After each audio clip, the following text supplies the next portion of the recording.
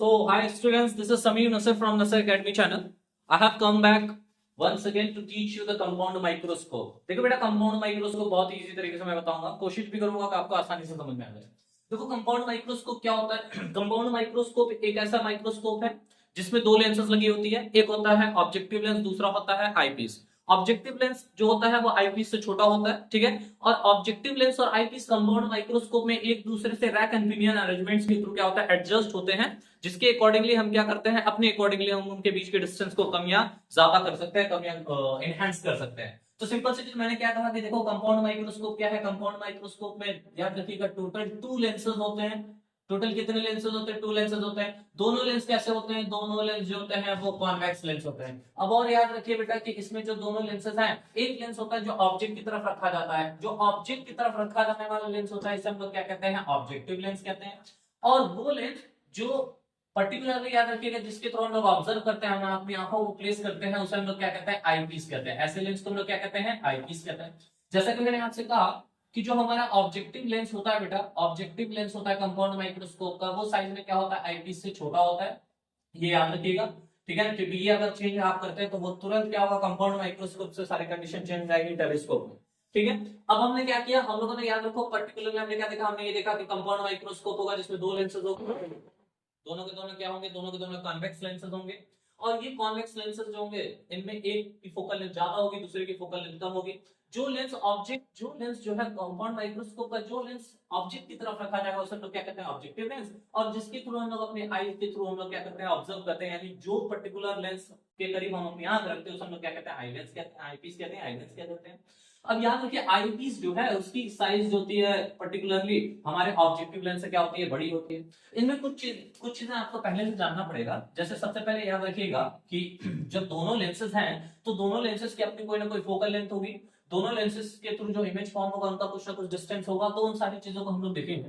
Particularly आपको पता होगा बच्चा कि अगर फोकल लेंथ को एफ से रिप्रेजेंट करते हैं, डिस्टेंस ऑफ ऑब्जेक्ट को यू से रिप्रेजेंट करते हैं, और डिस्टेंस ऑफ इमेज फॉर्म को हम लोगों ने वी से रिप्रेजेंट कर रखा है, ठीक है ना, क्लास 10 के टॉपिक्स में। तो इसके अकॉर्डिंगली क्या होगा बेटा कि हमारे पास क्योंकि दो लेंसेज हैं तो दो लेंसेज के लिए दोनों के लिए अलग अलग ही सारी चीजें होंगी। इनको किससे रिप्रेजेंट करते हैं वो पहले देखते हैं। सबसे पहले याद रखिएगा जो यू नॉट होता है, जिसको ओ मतलब ओ भी बोल सकते हैं, यूओ भी बोल सकते हैं, यू नॉट भी बोल सकते हैं। जो यूओ है वो क्या है? Distance of object. इसे क्या कहते हैं?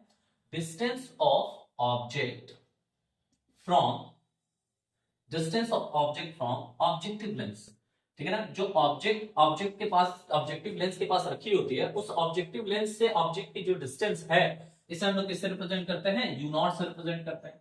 वी नॉट क्या है? डिस्टेंस ऑफ इमेज फॉर्म, ठीक है।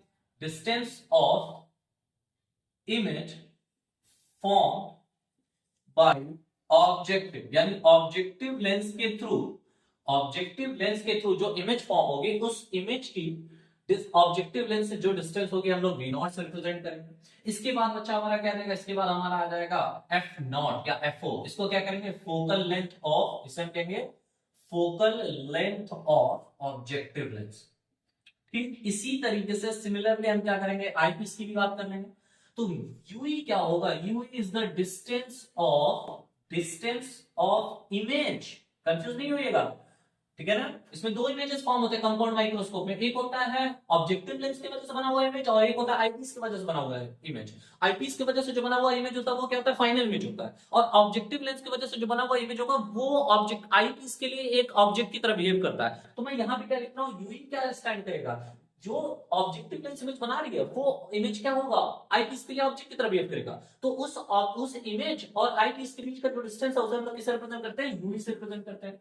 यानी ये क्या होगा? Distance of image formed by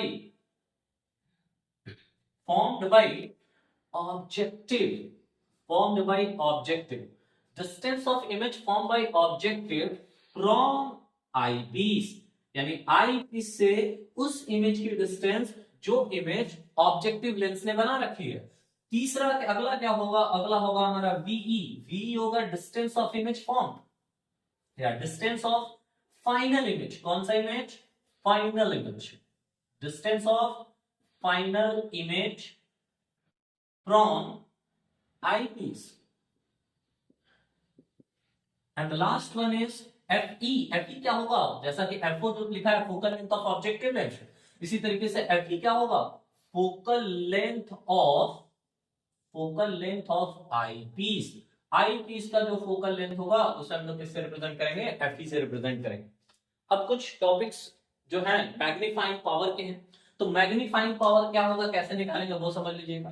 तो पहले मैंने आपको बताया कि कंपाउंड माइक्रोस्कोप में दो लेंसेज होंगे, दोनों कॉन्वेक्स लेंस होंगे, एक होगा ऑब्जेक्टिव लेंस, एक होगा आईपीस। ऑब्जेक्ट के करीब जो लेंस रखते हैं वो ऑब्जेक्टिव लेंस होता है, जहां से हम ऑब्जर्व करते हैं अपनी आंखों से वो आईपीस होता है। आईपीस जो होता है वो ऑब्जेक्टिव लेंस से साइज में बड़ा होता है। U नॉट को रिप्रेजेंट करते हैं distance of object from the objective, V naught जो होता है distance of image from the objective, F naught जो होगा या FO जो होगा वो focal length of the object, U जो होगा वो distance of image form by the objective lens from the eyepiece होगा, V जो होगा distance of final image form by the eyepiece होगा, and FE is focal length of the eyepiece होगा। इसके आगे अगर हम लोग देखें तो हम लोग मैग्नीफाइंग पावर को डिराइव करेंगे कि मैग्नीफाइंग पावर क्या ही हो सकता है कंपाउंड माइक्रोस्कोप का। प्रीवियस वीडियो में मैंने आप लोगों को मैग्नीफाइंग पावर पढ़ा रखा है सिंपल माइक्रोस्कोप का, आप लोग वहां से भी देख सकते हैं, उसको प्रीवियस वीडियो से हम लोग देख सकते हैं, जिसका लिंक आपको डिस्क्रिप्शन में मिल जाएगा। अब देखिए अगर मैं कंपाउंड माइक्रोस्कोप बनाऊं तो मैंने आपसे कहा कि इसमें दो लेंसेज होते हैं, ठीक है ना। जो लेंस छोटा होता है, जो ऑब्जेक्ट की तरफ रखा होता है, वो होता है हमारा ऑब्जेक्टिव लेंस। हमने एक ये लेंस बना लिया, ठीक है, और ये हमारा एक दूसरा लेंस होगा। जो बड़ा लेंस होगा वो क्या होगा, आईपीस होगा,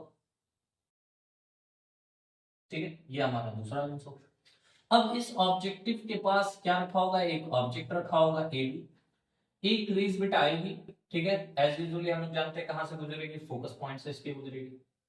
ये क्या है, ऑब्जेक्टिव लेंस, इस पे लिख लेंगे ये हमारा ऑब्जेक्टिव लेंस, और यहां से हम लोग ऑब्जर्व करेंगे तो ये हमारा क्या है, आईपीस है।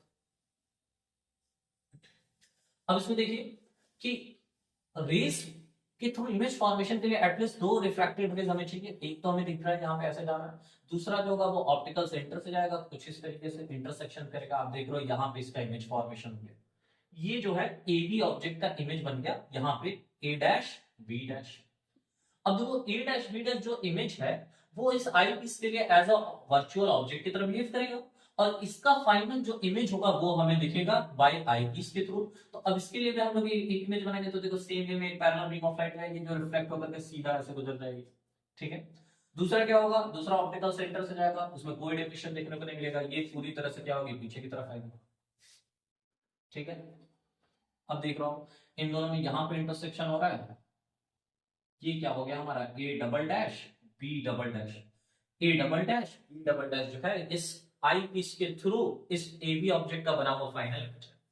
अब हम लोग जानते हैं कि कंपाउंड माइक्रोस्कोप हो, टेलीस्कोप हो, कोई भी स्कोप हो, ठीक है ना, कोई भी माइक्रोस्कोप हो, हम लोग जानते हैं कि दो कंडीशन से बनेगी, एक डी पे बनेगी यानी कि least distance of distinct region पे, और दूसरा क्या होगा, इनफाइनाइट पे बनेगी। तो जब least distance of distinct region पे बनेगी तो उसके लिए ये कंडीशन होगी। अगर फाइनल इमेज हमें इनफाइनाइट पे पाना होगा तो याद रखना हम क्या करेंगे, इन आईपीस और ऑब्जेक्टिव लेंस के बीच में रैक एंड पिनियन अरेंजमेंट को ऐसे एडजस्ट करेंगे कि इसका जो इमेज होगा एबी का वो कहां बने, वो पर्टिकुलरली इसके कहां बन जाए, आईपीस के फोकल लेंथ पे बन जाए।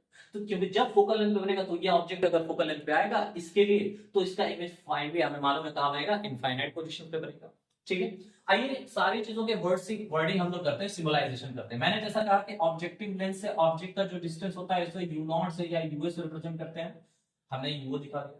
फिर हम लोगों ने पढ़ रखा है बेटा कि ऑब्जेक्टिव लेंस से जो इमेज बनेगा, जो कि मैंने यहाँ पे लिख रखा है, देख रहे हैं आप लोग A dash B dash. Objective lens से इस इमेज की जो डिस्टेंस होगी इसे हम लोग वी नॉट से या वीओ से रिप्रेजेंट करते हैं। फिर ये जो डायग्राम है, ठीक है ना, इसमें यहाँ पे जो फोकल लेंथ है ये एफओ है, यहाँ पे जो फोकल लेंथ है एफओ हमने बना लिया, और यहाँ पे जो होगा हमारा क्या होगा, focal length of eyepiece FE बना लिया। अब देखो इस आईपीस के से जो ए डैश बी डैश इमेज बना हुआ है ऑब्जेक्टिव लेंस की वजह से, ये ए डैश बी डैश आईपीस के लिए क्या करेगा, एक वर्चुअल ऑब्जेक्ट की तरह बिहेव करेगा। मैंने कहा इसी डिस्टेंस को हम लोग किससे रिप्रेजेंट करते हैं, यूवी से रिप्रेजेंट करते हैं। अब इसका जो इमेज फॉर्म होगा वो दो कंडीशन पे फॉर्म होगा, या तो डी पे फॉर्मेट होगा या फिर इनफाइनाइट फॉर्मेट होगा।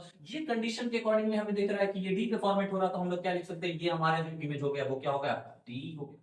अब यहाँ पे हम लोग एक और चीज लिख सकते हैं, ये हमारा क्या हो सकता है, VE is equal to D. अभी मैंने सिंबल्स नहीं लिखे, जब मैं डेरिवेशंस करूंगा तो मैं इसको सिंबल्स के साथ लिखूंगा, सिंबल प्रॉपर्टी के साथ लिखूंगा। तो ये हमारा पूरा का पूरा फिगर है कंपाउंड माइक्रोस्कोप का, जिसमें अगर आपको थोड़ी सी भी तकलीफ है तो आप मुझे कमेंट सेक्शंस में कमेंट करके आप अपने सारी क्वेरीज को क्लियर कर सकते हैं।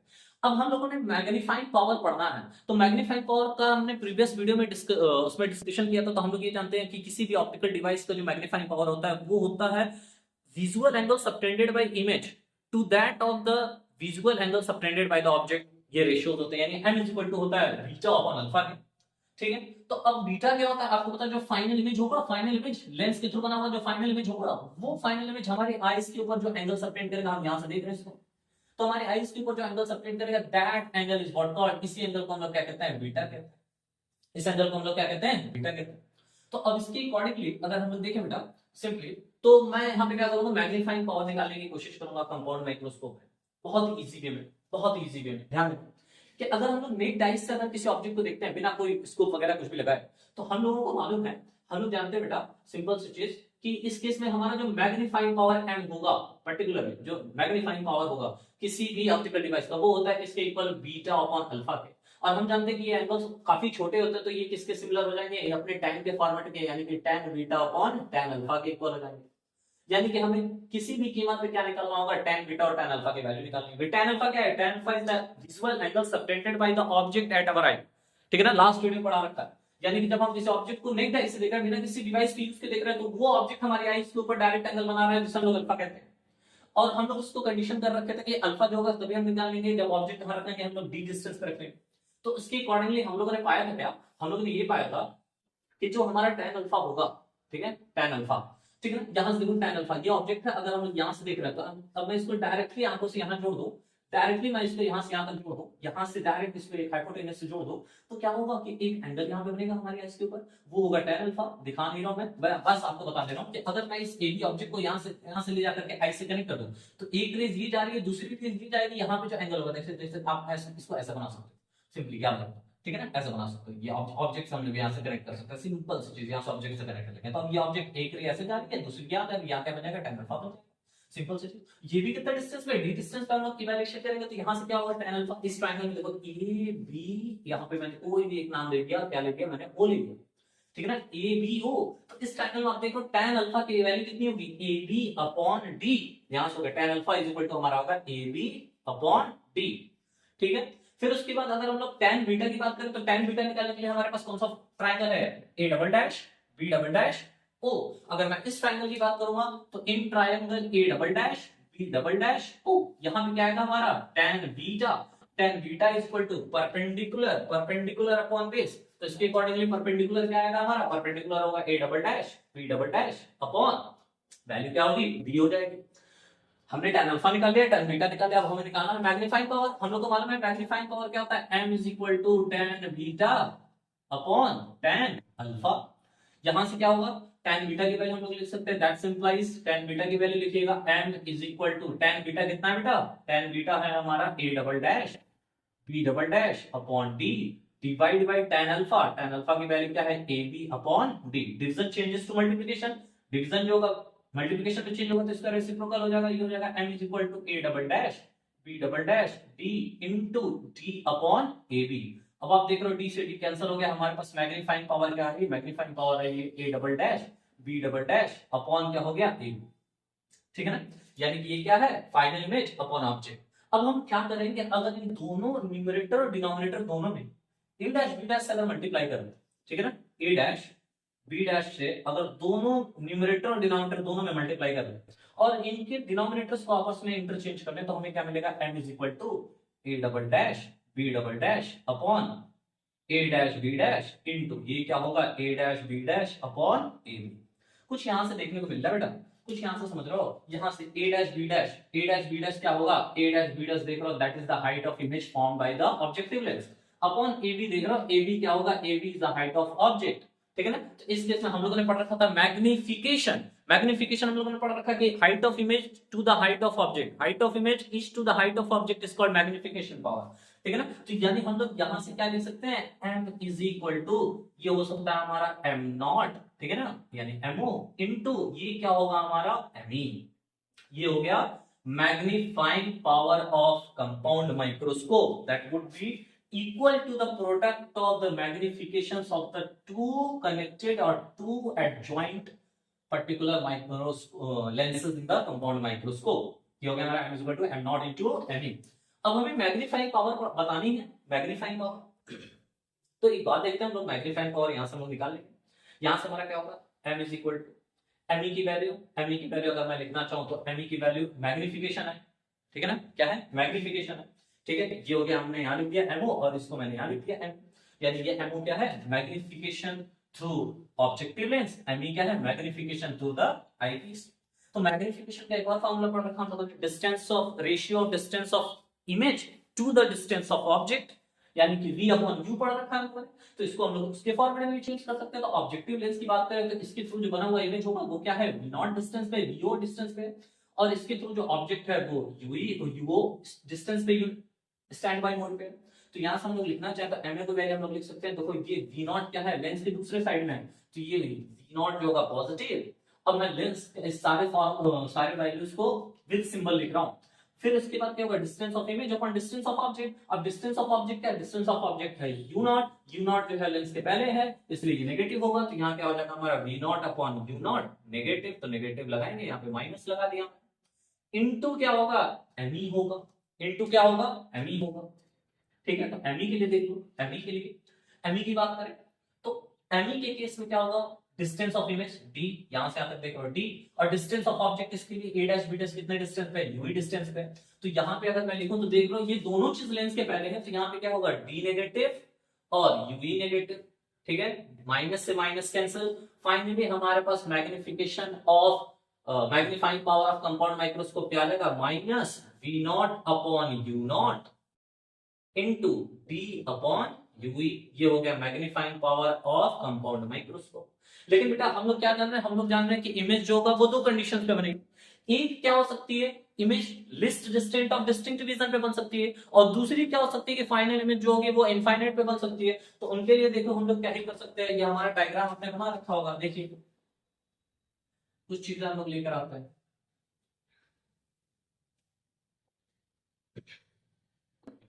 सिंपली याद रखिए, मैं इस चीज को यहां लेकर क्या आऊंगा और मैं लिखूंगा when final image is at D. हमने मान लिया कि फाइनल इमेज जो होगी वो डी पे बन रही होगी, list distant of distinct vision पे। तो मैंने आपको माइक्रोस्कोप, सिंपल माइक्रोस्कोप पढ़ा रखा था, उसमें लिखा था कि जब भी कोई भी फाइनल इमेज जो होगी वो डी पे बनेगी तो उसका मैग्नीफाइंग पावर हो जाएगा m is equal to 1 plus D upon F. अब इसमें क्या होगा, कंपाउंड माइक्रोस्कोप है, तो कंपाउंड माइक्रोस्कोप के लिए क्या होगा, फाइनल इमेज किसकी वजह से बन रहा है, कॉन्वेक्स लेंस जो कि आईपीस है, ठीक है ना। तो उसके लिए जो हमारा होगा फोकल लेंथ हम लोग एफ दिखाता है, तो हम डायरेक्टली क्या लिख सकते हैं, डायरेक्टली हम लोग लिख सकते हैं magnifying power capital M is equal to minus v0 upon u0 into 1 plus d upon fe। लेकिन अगर हम चाहते हैं कि इसको पूरी तरह से प्रूव करके लिखना, कैसे आ रहा है ये चीज, तो ये भी देखिए कि जो आईपीस होगा उसका हम लोग को मालूम है लेंस फार्मूला होता है 1 upon f is equal to 1 upon v minus 1 upon u। अब हम आईपीस की बात करेंगे तो यहाँ होगा हमारा 1 upon f is equal to 1 upon v minus 1 upon ue। हम लोग यहाँ से फॉर्मेट कर लेंगे, ठीक है। अब क्या होगा 1 upon fe is equal to 1 upon, हमने माना है कि फाइनल इमेज कहां बन रहा है, डी पे बन रहा है, तो ये हो गया हमारा 1 upon minus D minus 1 upon minus ue, symbol के साथ रख दिया, ये माइनस माइनस प्लस हो गया, यहाँ आ गया हमारा 1 upon fe is equal to 1 upon minus D plus 1 upon ue। अब ये 1 अपॉन माइनस डी इधर आएगा तो प्लस हो जाएगा, तो हमें आ रहा है 1 upon ue is equal to 1 upon fe plus 1 upon d।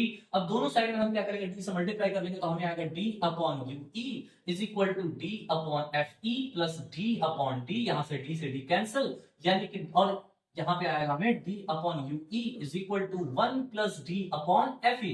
आपने देख रखा है ये जो फॉर्मूला इक्वेशन नंबर 1 बनाया है, इसमें देख रहा हूं magnifying power m is equal to क्या, minus v0 upon u0 into d upon ue, यानी कि हम इस d अपॉन ue की जगह क्या लिख सकते हैं, इस d अपॉन ue की जगह हम लोग जो है इस d अपॉन ue की जगह हम लोग इस इक्वेशन में रिप्लेसमेंट कर सकते हैं। हमारे पास हो गया d अपॉन ue की value 1 plus d upon fe। अब हम लाएंगे इक्वेशन नंबर 1 जो हमारा मैग्नीफाइंग पावर का था, तो इक्वेशन नंबर 1 में क्या है, m is equal to minus v0 upon u0, ठीक है, इनटू d अपॉन ue, और d अपॉन ue की वैल्यू क्या है 1 प्लस d अपॉन fe। ये हो गया हमारा magnifying power of compound microscope if the final image is found at the list distant of distinct vision. और इस केस में बेटा याद रखना, जो लेंथ ऑफ माइक्रोस्कोप, जो लेंथ ऑफ आपका माइक्रोस्कोप होगा, दैट लेंथ ऑफ माइक्रोस्कोप होगा vo प्लस क्या, vo प्लस ue होगा, क्या होगा, vo प्लस ue। कब, जब इमेज कहां बन रहा हो, list distant of distinct vision में। फिर मैंने कहा कि अगली इमेज कब बन सकती है, अगला इमेज जब बन सकता है आपका किस कंडीशन में, अगला इमेज आपको बन सकता है फाइनल पोजीशन पे, यानी इनफाइनाइट पोजीशन पे बन सकता है, ठीक है ना, एट हाई फार पॉइंट पे बन सकता है, ठीक है। तो इसके लिए अगर हम लोग बात करें, अगर हमारा इमेज जो है if final image is eight infinite, अगर फाइनल इमेज का हो इनफाइनाइट पे बना, तो इस केस में सिंपली हम लोग को पता चल गया कि जो VE होगा वो माइनस इनफाइनाइट या इनफाइनाइट के इक्वल होगा, ऐसे सिंबल की जरूरत नहीं पड़ेगी आगे, इसलिए मैं लिख रहा हूं। अब यहां से क्या होगा हमारा सेम वही formula 1/FE is equal to 1/VE minus 1/माइनस UE। अब देखो बेटा क्या होगा 1/FE इज इक्वल टू ये हो गया 1/इनफाइनाइट प्लस 1/UE, 1/इनफाइनाइट की वैल्यू 0 लिखने की जरूरत नहीं है, 1/FE is equal to 1/UE, दोनों साइड में d से मल्टीप्लाई कर लेंगे तो ये हो जाएगा हमारा क्या, हमारा हो जाएगा d/UE is equal to d/FE, यानी कि मैग्नीफाइंग पावर जो इक्वेशन नंबर 1 हम लोगों ने गेन किया है, इसमें आप लोग d/UE की जगह क्या लिख सकते हैं d/FE, तो हमारा फाइनल फार्मूला आएगा m is equal to minus V0/U0 into on the place of d/UE की जगह हम लोग क्या लिख सकते हैं d/FE। अब बेटा एक और चीज याद रखिएगा कि इस केस में जो लेंथ होगी, जो length of microscope compound microscope होगी वो होगा VO प्लस क्या FE, ठीक है ना, इसमें कोई आपको डी वाली कंडीशन के लिए कंपाउंड माइक्रोस्कोप पे जब डी डिस्टेंस पे डी फाइनली इमेज जो हो वो डी पे जब बन रही थी तो उसके लिए मैंने आपको डायग्राम बना दिया था। तो लेकिन मैंने आपसे एक चीज और कहा था कि जब आपको कंपाउंड माइक्रोस्कोप के थ्रू फाइनल इमेज इनफाइनाइट पे चाहिए तो उस इनफाइनाइट पोजीशंस पे गेन करने के लिए फाइनल इमेज को आप क्या करते हो कि जो आपका कॉन्वेक्स लेंसेज लगे हुए हैं, यानी जो ऑब्जेक्टिव लेंस और आईपीस लगा हुआ है, इनमें ऐसा एडजस्टमेंट करेंगे कि जो ऑब्जेक्टिव लेंस की वजह से बना हुआ इमेज होगा वो कहां बनना चाहिए, वो आईपीस के फोकस पॉइंट पे बनना चाहिए। जैसे उसके फोकस पॉइंट पे बन जाएगा तो हम लोग जानते हैं कि किसी भी लेंस के बिफोर अगर कोई ऑब्जेक्ट फोकस पॉइंट पे बना होता है तो उसका इमेज क्या बनता है इनफाइनाइट पे, तो इस कंडीशन में क्या होगा इमेज इनफाइनाइट पोजीशन पे बन जाएगा। आइए देखते हैं कैसे हो रहा है ये सारी चीजें, ठीक है ना। तो जैसा कि मैंने कहा कि ऑब्जेक्टिव लेंस जो होगा वो छोटा होगा और आई पीस जो होगा बेटा वो बड़ा होगा, तो हमने एक प्रिंसिपल एक्सिस बना लिया और ये एक आई पीस हमने बड़ा सा बना लिया। मैं नाम वगैरह नहीं लिखूंगा, बस एक समझ जाइएगा। एक ऑब्जेक्ट जो है हमने यहाँ रख लिया AB। अब ये ऑब्जेक्ट जो होगा इस तरीके से पास आउट हो जाएगा, यहाँ पे क्या हो जाएगा, यहाँ पे जो हमारा होगा वो हो जाएगा FO हो जाएगा, और दूसरी रेज ऑप्टिकल सेंटर से गुजरेगी तो कुछ इस तरीके से ऑप्टिकल सेंटर से गुजरेगी, तो ऑप्टिकल सेंटर से गुजरेगी तो कुछ यहाँ से गुजर जाएगी। अब देखिए चूंकि हम लोगों ने यहाँ पे मेजरमेंट तो कर रखा नहीं है, ठीक है, बस मैं आपको बताऊंगा रे डायग्राम कैसे बनेगा। ये हमारा आईपीस हो गया, इसका इमेज जो है ये बन रहा है, ये इमेज बन रहा है, ठीक है। अब ये इमेज जो बनेगी हमको एडजस्टमेंट ऐसा करना है बेटा, एडजस्टमेंट ऐसा करना है कि जो इमेज बन रही है ऑब्जेक्टिव लेंस की वजह से वो इमेज कहां बने, वो इमेज बनना चाहिए पर्टिकुलरली याद रखिएगा, वो इमेज बनना चाहिए बिल्कुल और बिल्कुल कहां आई पीस के फोकस पॉइंट पे, यानी A' B' जो ये इमेज बनाना है ये एग्जैक्टेबल कहां होना चाहिए FE के ऊपर होना चाहिए। अब मैं यहां से क्या बना लूंगा, एक आईपीस भी बना लूंगा। ये देखिए बहुत इजी तरीका, पहले मैंने वो बना लिया फिर उसके बाद आईपीस बना लिया। अब इस केस में हम लोग जानते हैं एक पैरेलल बीम ऑफ लाइट जाएगी, सीधा क्या होगा रिफ्रैक्ट होकर के दूसरे साइड चली जाएगी और इसको हम लोग क्या करेंगे पीछे की तरफ खींच लाएंगे। दूसरा जो होगा ऑप्टिकल सेंटर से गुजरेगा, इसमें बिना किसी डेविएशन के आगे निकल जाएगा, ठीक है, बिना किसी डेविएशन के आगे निकल जाएगा। अब ये भी क्या होगा, हम लोग इसको भी क्या करेंगे आगे की तरफ एक्सटेंड करेंगे, कंसीडर करेंगे कि आगे किसी एक पॉइंट पे जाकर के इंटरसेक्शन करेगा और यहाँ पे जो होगा इनफाइनाइट पे इमेज बन जाएगी, ठीक है। Thank you.